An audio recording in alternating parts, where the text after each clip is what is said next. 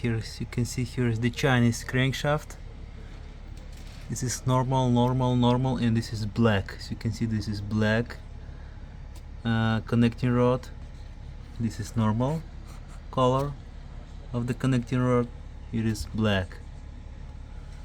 Also, there is a lot of metal shavings inside the oil pan.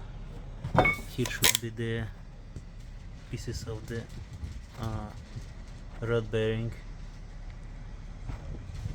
Difficult to show, yeah.